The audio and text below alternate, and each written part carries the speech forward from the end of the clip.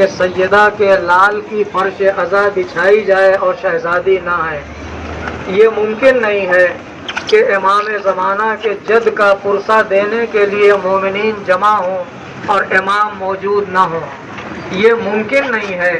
کہ پیغمبر کو پرسہ دینے کے لیے مومنین جمع ہوں اور پیغمبر کی روح ان کی طرف نگاہ اور نظر نہ کرے۔ یہ ممکن نہیں ہے کہ امیر المومنین علیہ الصلاۃ والسلام کو پرسہ دینے کے لیے مومنین جمع ہوں اور امیر المومنین موجود نہ ہوں۔ یقیناً یہ معصومین موجود ہوتے ہیں، فرشتے موجود ہوتے ہیں، حتیٰ کہ فرشتے جب ان مجالس سے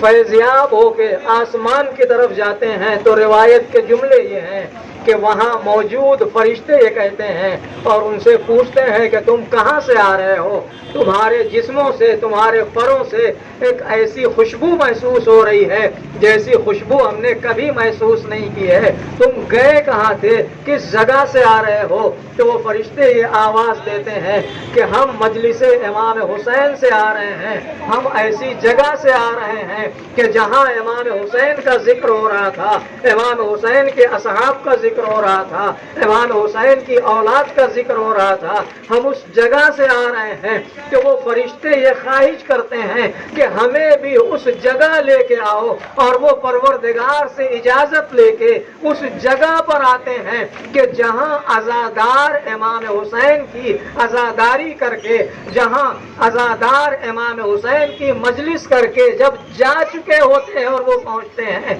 تو اس جگہ فرشتے اپنے پر مل کے اپنے آپ کو متبرک بناتے ہیں اور اس جگہ سے برکت حاصل کرتے ہیں۔ لہٰذا یہ مجلسیں کوئی معمولی مجلسیں نہیں ہیں، یہ حسین کا غم کوئی معمولی غم نہیں ہے۔ اسے فرشتوں نے منایا ہے، انبیاء نے منایا ہے، معصومین نے منایا ہے، امام جعفر صادق علیہ الصلوۃ والسلام نے، دیگر ائمہ علیہ الصلوۃ والسلام نے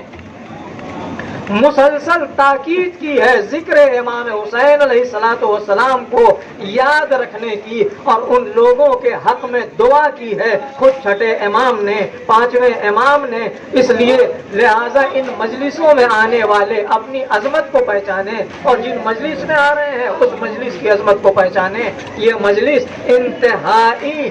باعظمت مجلس ہے جو ہماری دنیا کے لیے بھی مفید ہے، ہماری آخرت کے لیے بھی مفید ہے۔ انہی مجالس میں کردار سنورتے ہیں، یہاں اخلاق سنورتے ہیں، یہاں عقائد میں استحکام پیدا ہوتا ہے، یہاں انسان کے دلوں میں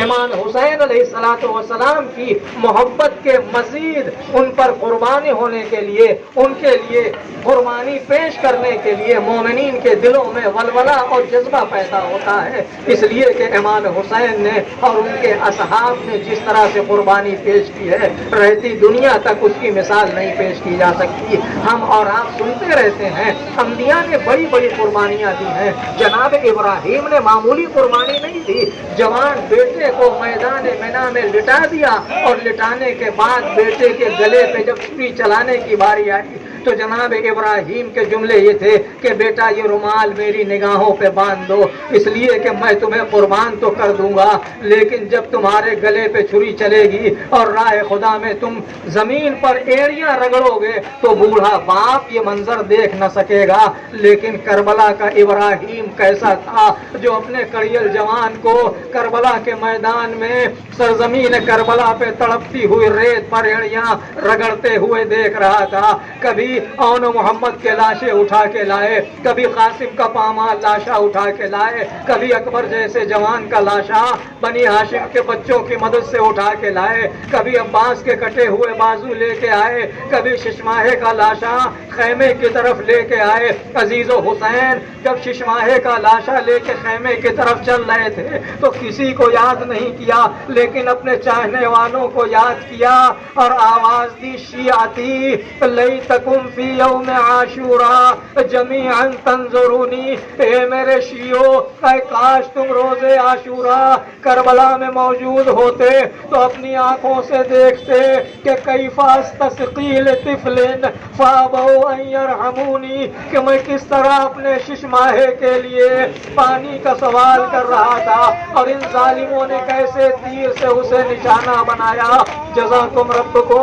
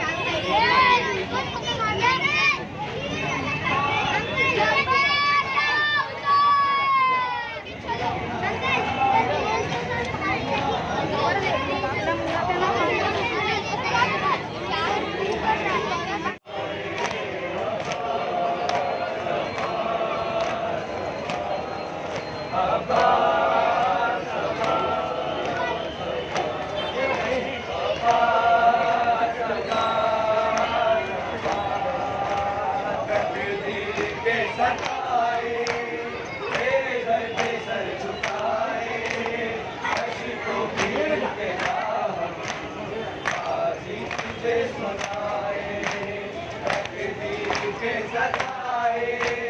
तेरे दर पे सर झुकाए, अश्कों के शादी तुझे सुनाए, बीमारे सारे बाटे जख्मों का वास्ता है, जितने भी खस्ता दिल है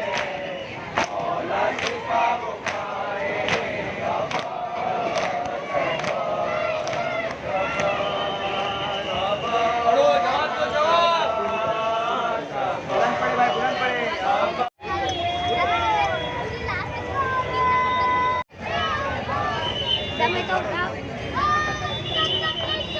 सबको अंदर करो।